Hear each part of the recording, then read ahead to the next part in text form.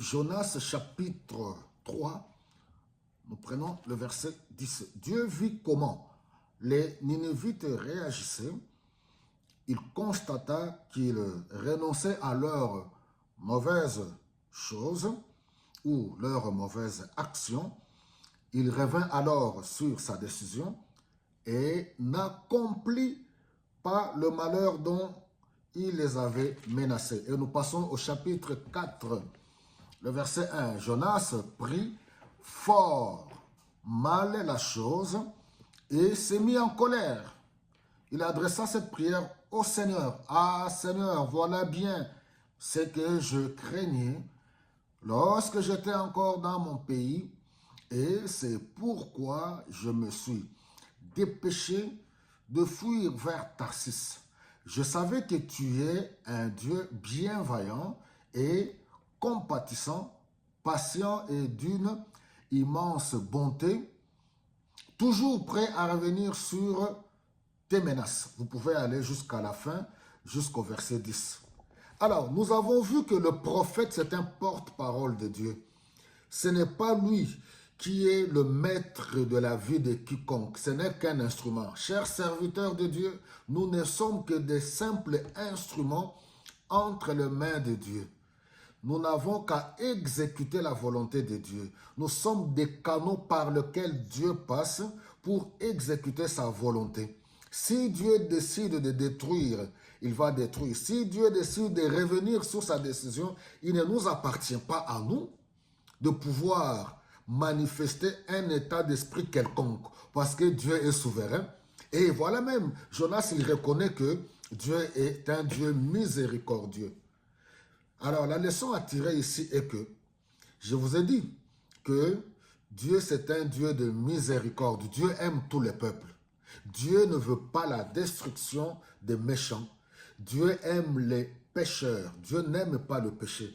Mais voilà la ville de Ninive, du plus grand au plus petit, du riche au pauvre, ayant écouté le message de Dieu par le canal, oui, de Jonas, 40 jours encore, Ninive sera détruite. Ils se sont repentis.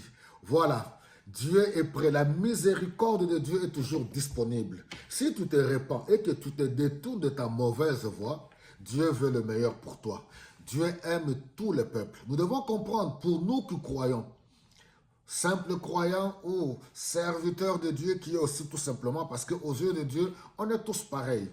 On n'est que des instruments. Tous les titres qu'on porte là, oui, on n'est que des instruments. On est tous enfants de Dieu. Si Dieu décide de revenir sur sa décision.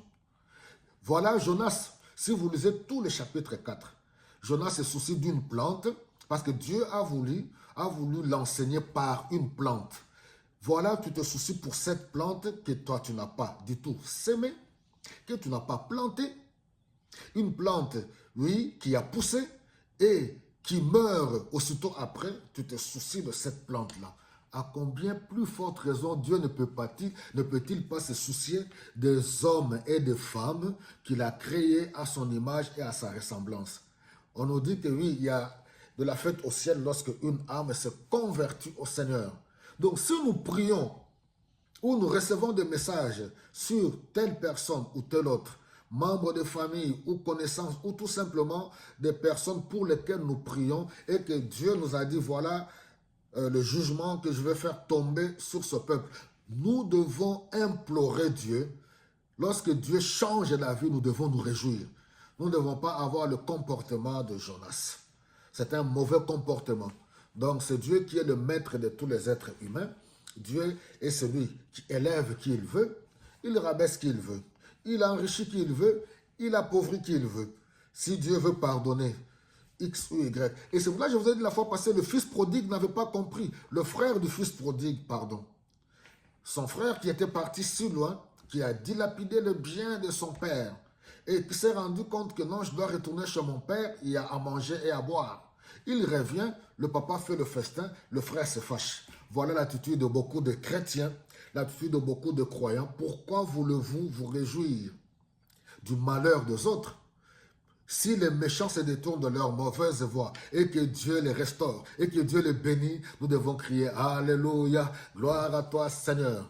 Que le Saint-Esprit nous aide encore en ce jour, nous remplisse le cœur de Dieu, nous remplisse, oui, de l'Esprit de Dieu pour que nous puissions avoir un cœur miséricordieux, un cœur compatissant.